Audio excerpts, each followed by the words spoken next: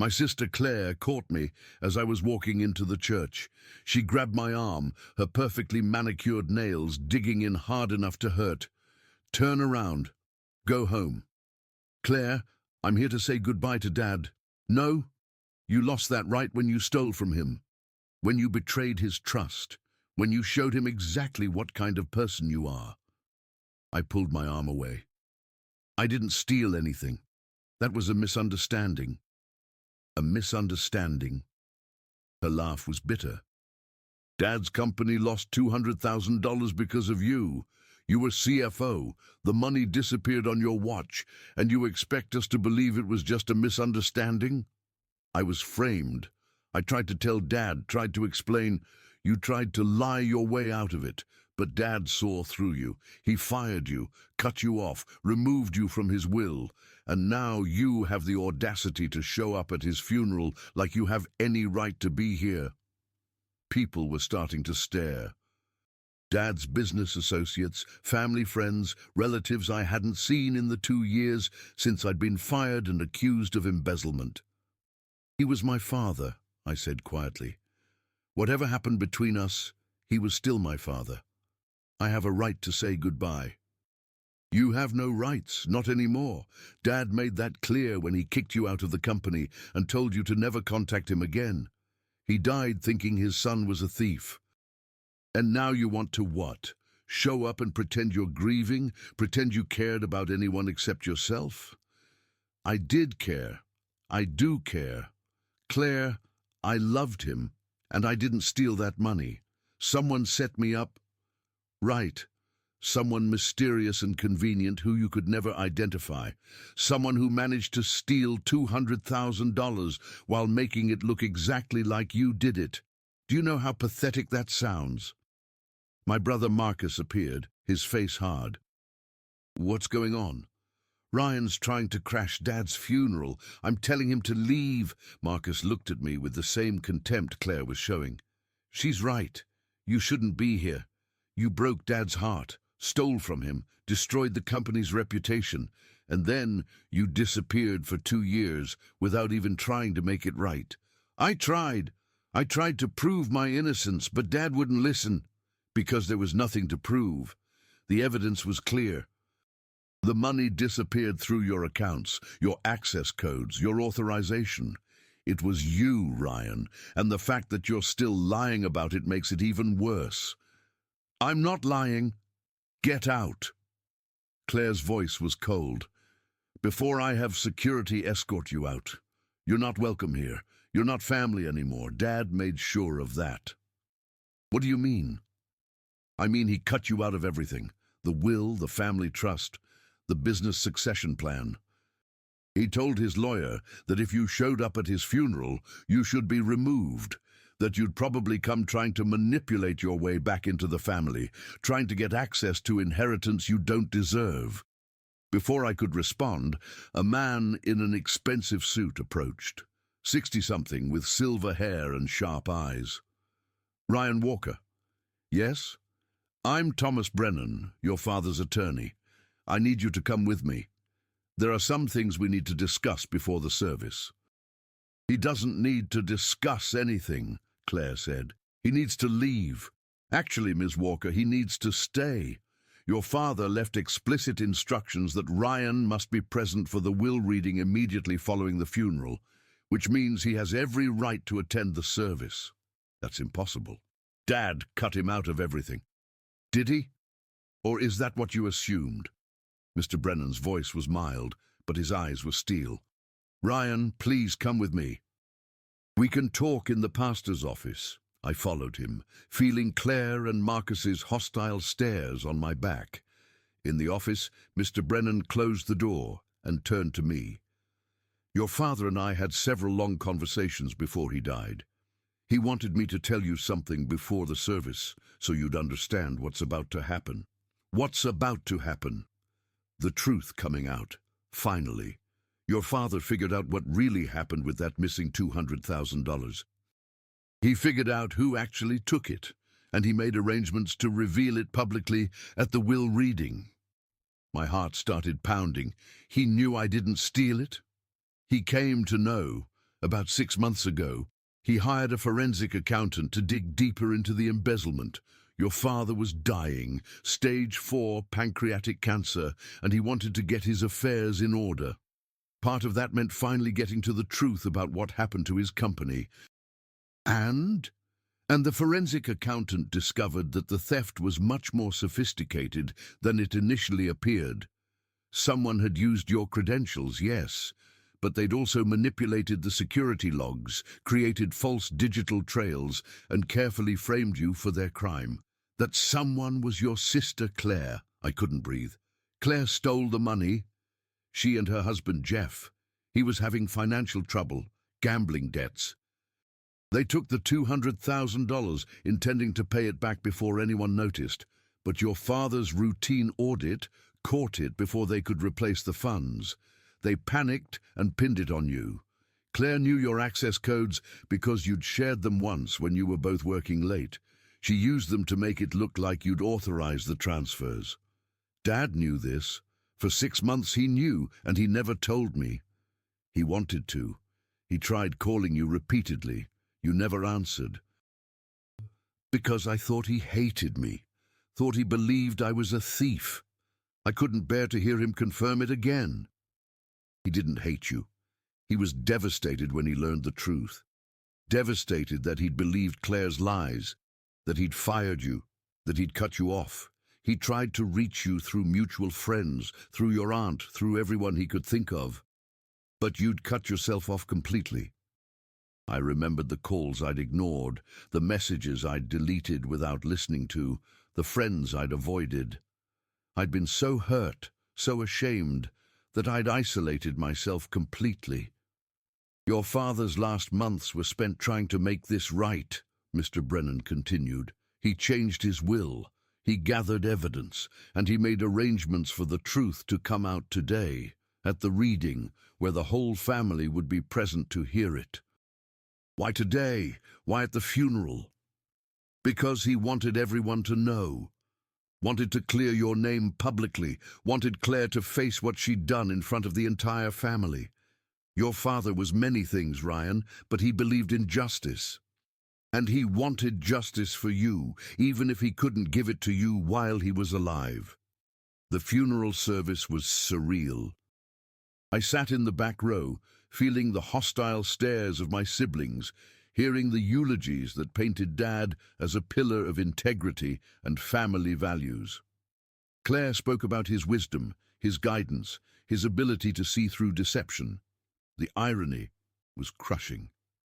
After the burial, Mr. Brennan announced that the family needed to gather immediately for the will reading at his office. Claire looked annoyed but agreed. We assembled in his conference room, Claire and her husband Jeff, Marcus and his wife, various cousins and relatives, and me sitting alone on one side of the table like I was on trial. Thank you all for coming, Mr. Brennan began. Your father left very specific instructions about how this should be handled. Before I read the provisions, he asked me to share something with all of you. A presentation, if you will, of information he gathered in the last months of his life. He pulled up a projector screen and started showing documents, bank transfers, security logs, email records, a timeline of the embezzlement. 2 years ago, Walker Industries discovered $200,000 missing from company accounts. The initial investigation suggested Ryan Walker, then CFO, had authorized the transfers and was responsible for the theft. He was fired and reported to authorities, though charges were ultimately not filed due to insufficient evidence beyond the circumstantial. Claire was nodding along. Marcus looked grim. I felt sick reliving it. However, 6 months ago, your father hired a forensic accounting firm to reinvestigate the matter. What they found was illuminating. He clicked to a new slide showing detailed analysis. The theft was carefully orchestrated to frame Ryan. However, the actual perpetrators made several small mistakes that a more thorough investigation revealed. IP addresses that didn't match Ryan's known locations. Access timing that didn't align with his documented schedule, and most damningly, a pattern of access that matched someone else entirely.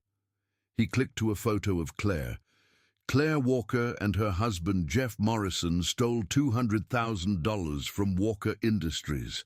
They used Ryan's credentials, which Claire had obtained months earlier, to authorize the transfers. They intended to replace the money before the annual audit, but the timeline didn't work. When the theft was discovered, they allowed Ryan to take the fall rather than confess. The room erupted. Claire stood up, her face red. "That's insane. I would never—" "You did. The evidence is comprehensive. Your father spent 3 months verifying every detail before he was satisfied.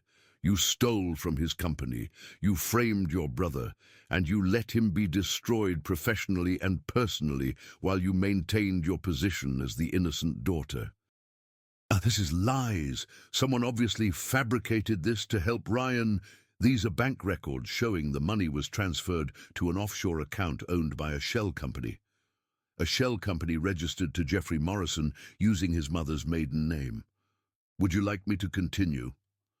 Jeff had gone pale. Claire was shaking her head, panic replacing anger. Mr. Brennan clicked through more slides. Your father confronted Claire privately 3 months ago. Gave her the opportunity to confess, apologize to Ryan, and make restitution. She refused, said he couldn't prove anything, that he was a dying old man who was confused. That's why we're doing this now. Because your father wanted the truth revealed publicly with evidence, so Claire couldn't continue to lie about what she'd done. He pulled out a letter. Your father wrote this a week before he died. He wanted me to read it aloud.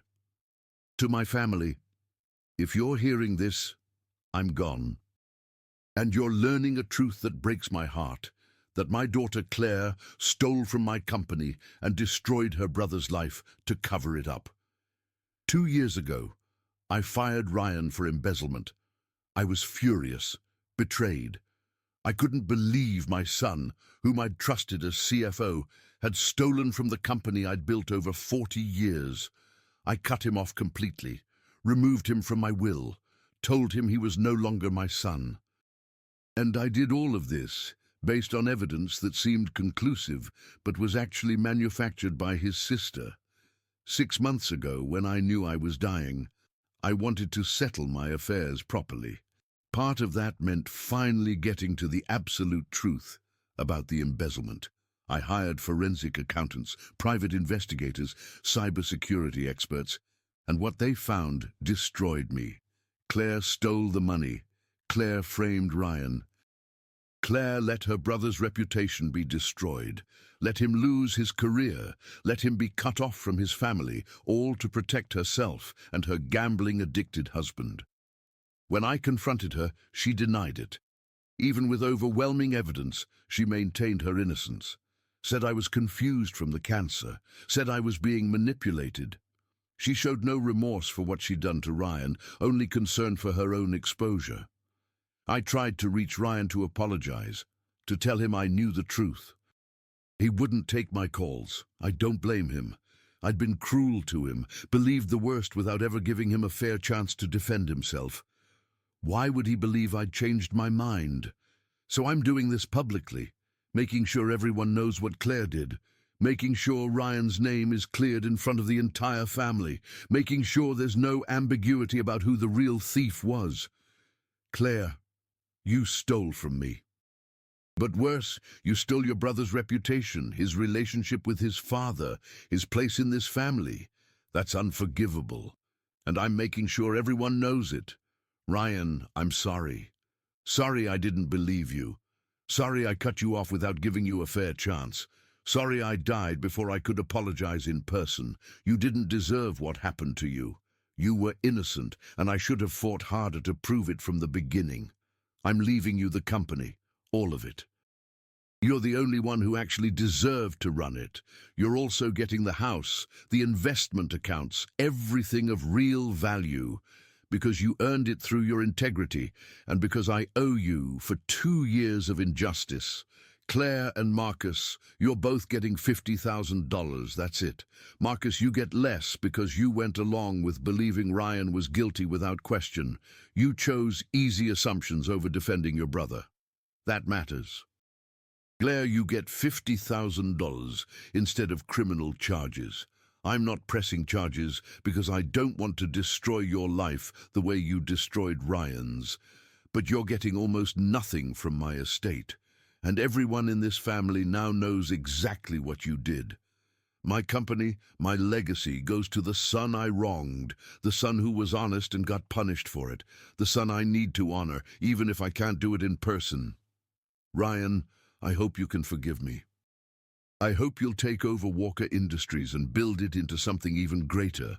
And I hope you'll remember that even though I failed you for 2 years, I loved you all 28 years before that. I'm sorry. I love you. And everyone here now knows you were innocent, Dad. The conference room was silent. Claire had tears streaming down her face, but they looked like tears of anger and humiliation rather than remorse. Jeff looked like he wanted to disappear. Marcus looked shocked. And I couldn't stop shaking. Mr. Brennan handed me a folder. The company is yours, full ownership. Your father also left a personal letter for you separately, along with documentation of everything he learned. He wanted you to have proof that he knew the truth, that he believed in you, that he fought to clear your name, even if he couldn't do it face to face. At my father's funeral, my sister said I should leave, that I was a thief who'd lost the right to be family. That Dad had cut me out of everything because of what I'd done. Then the lawyer revealed the truth, that Dad had discovered Claire was the actual thief, that she'd framed me, and that he'd spent his last months gathering evidence to clear my name publicly, and that he'd left me his entire company as an apology for the 2 years he'd believed her lies. Claire never admitted guilt. Just left the lawyer's office with Jeff, both of them facing the family's judgment and disgust.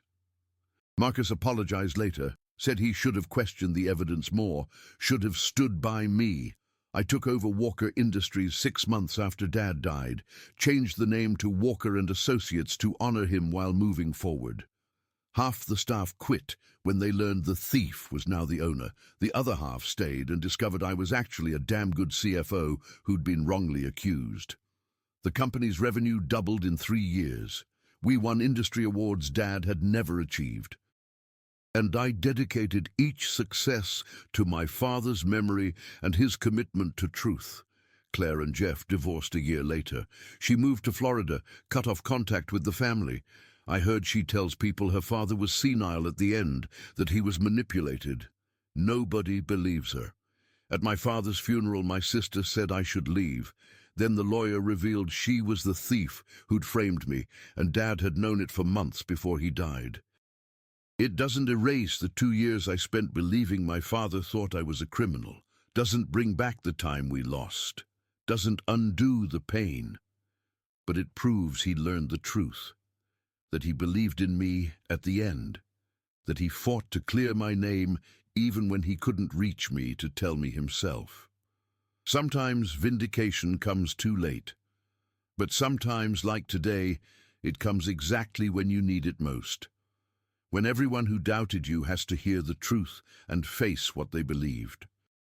Dad gave me that, not just a company, but proof of my innocence and his faith in me. That's the inheritance that matters most.